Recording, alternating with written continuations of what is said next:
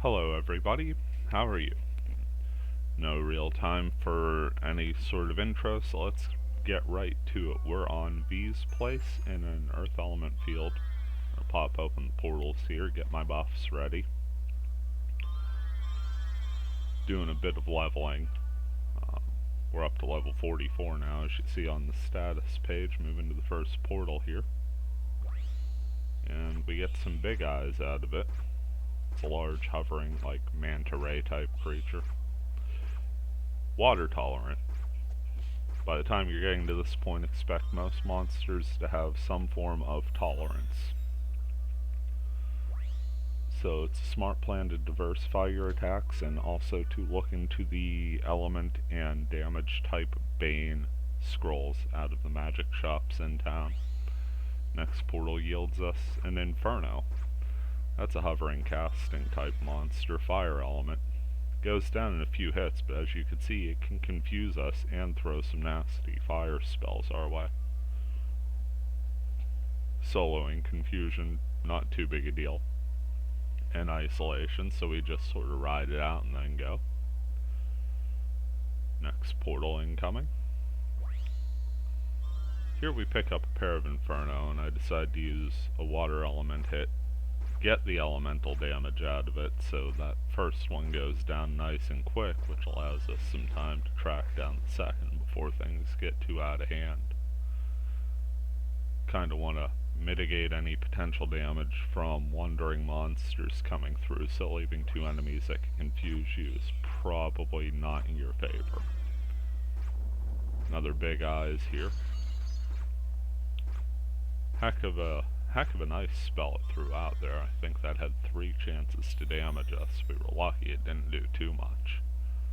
On a good hit, that'll take out half of my health bar, even sitting at level 44 as I am in this capture. See an Inferno wandering around just before the portal there, so we're going to try and take it out before activating the portal. Of course, it's a little tough with it hovering about, and as we track it down, we end up unleashing an Iron Ball Titan. This thing's thunder tolerant. Don't have anything thunder element specific in my repertoire, so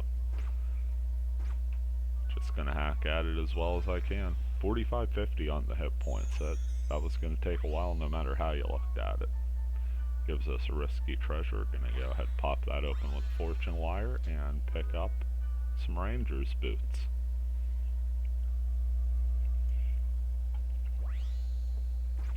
Here's another Iron Ball Titan. Got an Inferno sneaking up behind us, and it does confuse us. Fortunately, we were kinda high in health, so no need to heal in the immediate future.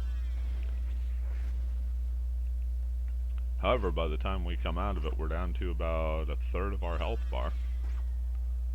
And we're confused again before we get a chance to pop that potion. So this is a pretty vulnerable spot for us with only a portal. Or 2 left on the map. Looks like 2 judging by the very top of the map there. Yeah. So we'll make our way up on the map. Get a couple wandering monsters here. Looks like a pair of Inferno. Gonna get confused.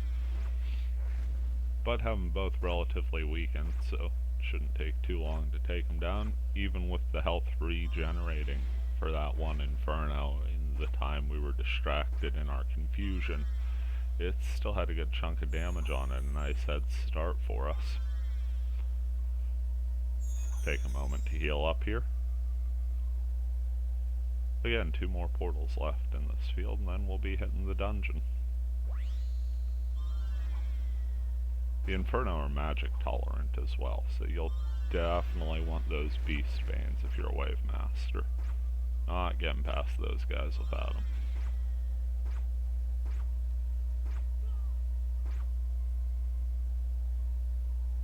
Monsters like that are probably why it's so difficult to solo Wave Master.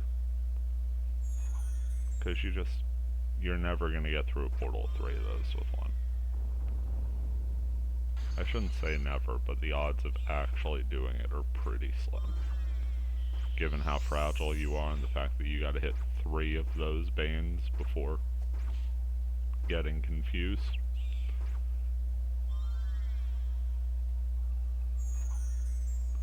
Take out the big eyes there. It's a little bit bonus experience, and it's just enough to have us reach the end of our buffs. Using the bloods instead of any item skills.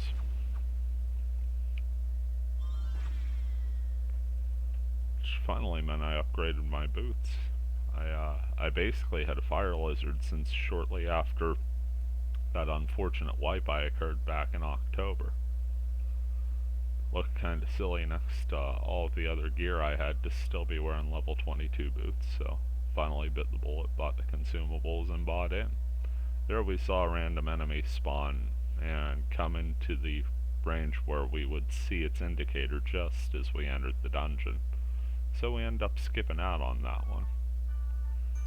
And pop Fairy's orb here, chart our best potential way through. First room's a diagonal hallway, not too much to worry about there. Kinda skipping the breakable objects, just more focused on the battle on this run. Here we come up against a couple Dark Horse, which are the headless horsemen, half centaur things. They're just kinda weird to look at. Dropping a ton of damage with those spells. Guess it's time to start looking at magic defense next time I go gear hunting. Make it through. Take a bit of a beating. Go ahead, heal back up there and get a little turned around direction-wise, but eventually find the door I was looking for.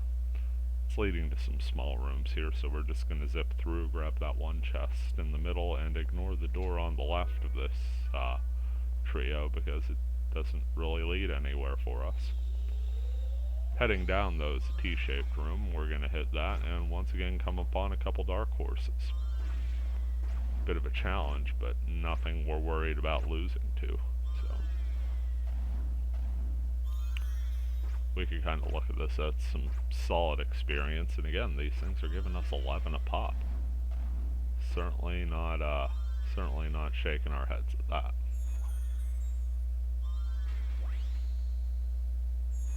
Looks like a chest came after the second one there, and we get raining rocks out of it.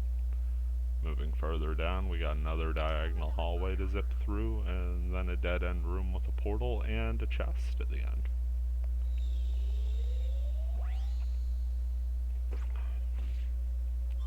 Get a Dark Horse and an Inferno. And with the damage that those darkness spells could potentially put up against us, that combo had me a little bit worried. Took out the Inferno quick, and a one-on-one fight with the Dark Horse is far more manageable. Do end up getting a Ranger's Boots out of a chest in the portal, so we get 2 treasures out of that room. Again, helping to mitigate the cost of all of these consumables and everything. In case you're wondering, we're going to run into immature and golden eggs in the dungeon, and the grunty food of the field, if there were any, were root vegetables. Root vegetable and piney apple tend to be very sparse when they occur in dungeons, unless they're custom edited in fields, I should say, in fields. But you generally don't run across more than 1 or 2 in a procedurally generated field. Here we've got some Headhunt Lords, 2 of them, and an Inferno. Headhunt Lords obviously can do a good bit of damage, especially when they hit you with that sword attack, but aside from that, they're just a fairly standard darkness monster. Honestly, the Dark Horse was a bit more worrisome to me, seemed to have a bit more punch in its spells. That could have just been perception, but certainly felt that way during the playthrough. Get a Raging Earth out of the chest here, and get a little turned around, not quite sure which way to go. Decide to head up into this small room above us for a chest, after we chose the left-hand path, and quickly realized that that path has the stairs down, so we're going to backtrack a little, go right and clear that area out first. but before doing so, reapply buffs and speed boosts so you're not all watching me move at half speed. Pick up some ranger's boots out of the chest. Here's a little V-shaped room, and at the bottom of said V, we're going to go into a dead end. Dead end gives us a couple Inferno to fight, and we will do our best to take them out quickly. First one goes down, and we get confused. Looks like there's one we're fighting, and one just sort of hovering in the background there, throwing some punishment at us while we make our way through the confusion. Do end up surviving, otherwise this video would be a little bit shorter.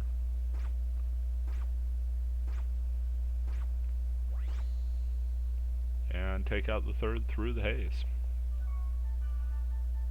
Finally we get our wits back about us, disarm this trapped chest, and pick up a Raite. It's like a level 12 or 13 twin blade weapon. If I remember, it's something I'm usually using heading towards the end game of Infection.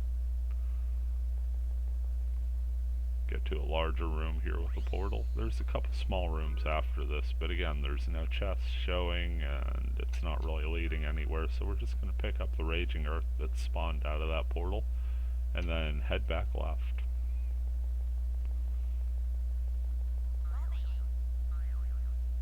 Couple more rooms to go before we get to a large square room with a portal in the middle.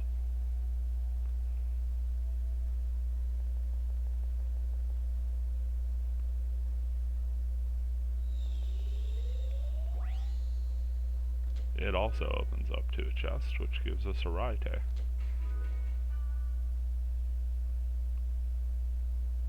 Got the stairs down to the third floor here, and through 2 floors, gotta feel pretty confident. Haven't had too many close calls.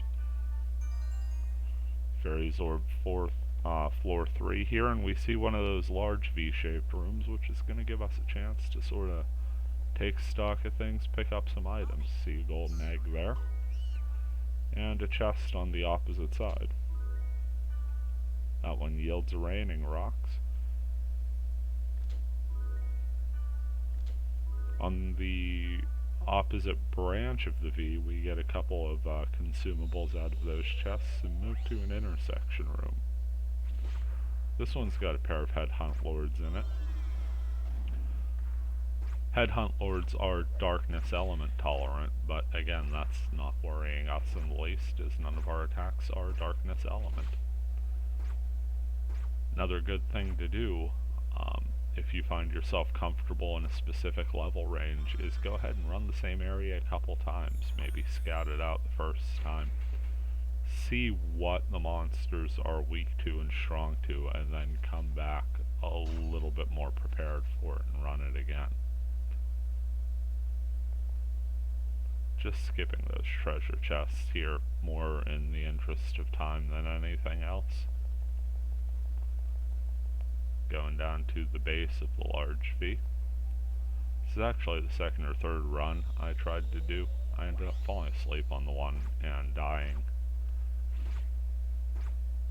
Just pains of the holiday season, I suppose.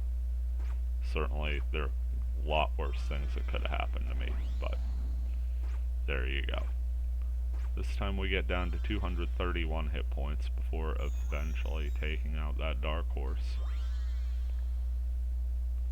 Rewarded kind of handsomely here, pair of chests out of it. One gives us a Scarab Earring, and the other gives us a Peasant's Cap. So a couple nice little head armors for us. Don't know where I was going here, just sort of got turned around in my own head.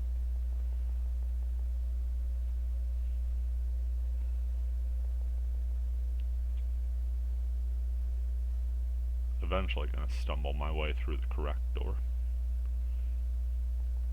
And one short hallway later, we find ourselves in a small L-shaped room. We've got Dark Horses 1, 2, and 3, and this is serious trouble for us given our magic defense versus their output.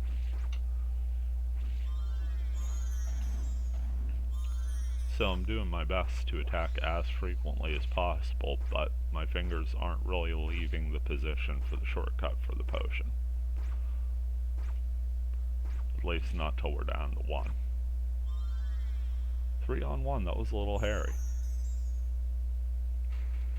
Make it through, and we're rewarded with a level up. So up to level 45, huzzah to us.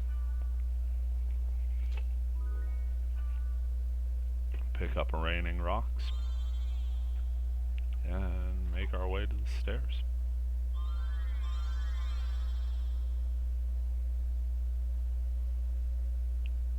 Looks like I may have just preemptively reapplied buffs, so I wasn't worried about them running out there.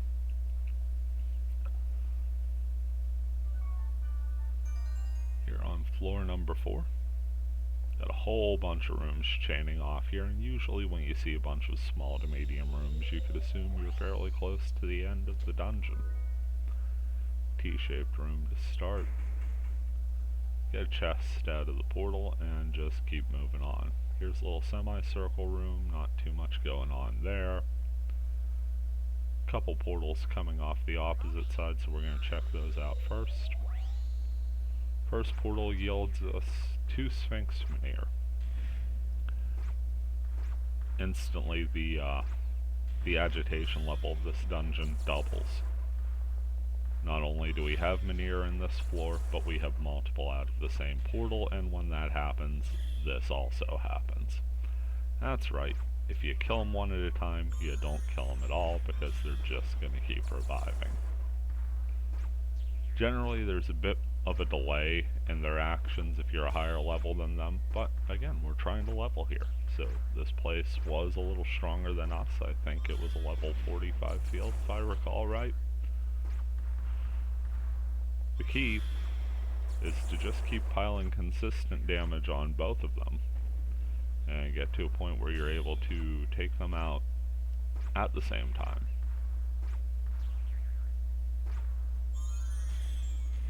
Which is something I am failing miserably at here. Eventually I just say screw it and say if they're not fighting fair, neither am I, and I switch to my Earth Element attack because it's multi-target. Gonna burn some potions, gonna burn some mage's souls, but hey, costs to doing business, right? Hitting for decent damage on both of these. Hitting between 340 and 380 on these shots. Do kill them both simultaneously, which makes it very difficult for them to revive, and all of that for 22 experience. So earlier we were a little worried about the Dark Horse that was giving us 11 experience. I think I'd rather have them than the Menhir. I don't think I'd be alone in that opinion. Here's another portal, and that's right, 2 more Menhir. Into every life some Menhir must fall. At least for dot hackers. That's just how it goes. So my main goal here is grouping them together. If I could get them in that little hallway thing in the middle of the room, that would be fantastic, because there's really nowhere to go. But it doesn't look like that one's ever going to turn the corner. So instead I just start hacking away and hope there's a point where they're close enough that they both get hit. That's sort of the magic distance we're looking for. Find it on that strike.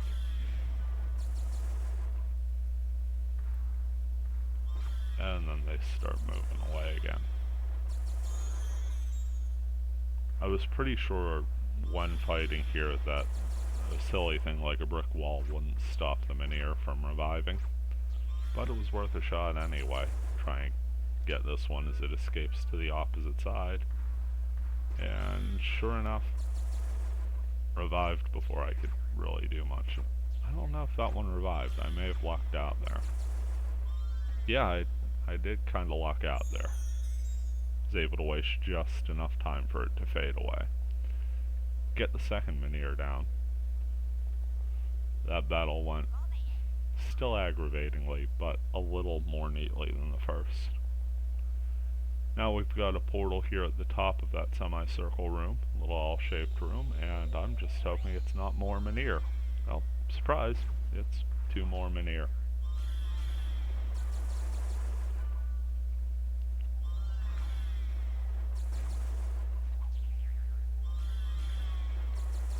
Christmas as a kid, but everybody buys you socks. And then the socks keep reviving each other. And they're thunder tolerant. I don't think I'm talking about socks at this point. Getting back to the battle. And just the auto attacks. I'm getting stunned every time they cast. They're casting in close succession, which wears away the time it takes for them to recover most of the health I'm depleting with attacks. So this battle, every bit as frustrating as the last few were, and for good measure, they move right by that chest. And in the process of trying to auto attack, I end up getting the Hanged Man. Not exactly what I was looking for there. Eventually, though, we do get back on track. Getting them both down to very low health. Finish one off with a slash, and before we can get the other one down, we have a revival. Fortunately, the newly revived Minier doesn't really have time to set itself and recover its body by the time we finish it, so it's a one-on-one fight, and we do eventually make our way through. Again, for 22 experience, it seems woefully underpaid. But then you have battles where you'll get 25 to 30 experience through the portal and it feels like cake. So overall, it will balance out. Heading to the other side of the T here. Got one of those little rooms that widens out in the middle, and we get a reprieve from our Minier Hell. It's a Headhunt Lord, and we get the notification that that's the last dungeon portal. So we have in fact survived this run. Take it down, get a little bit of the stereotypical RPG slow walk in as it's a little bit of a celebration. Pick up a Raging Earth in that V room, and then on to the treasure. Pick up a Lake and Sea, a Soul Charm, and a Mage's Soul. Just a short and sweet dungeon this time, guys. I hope you're doing okay, and we'll see you in the next one.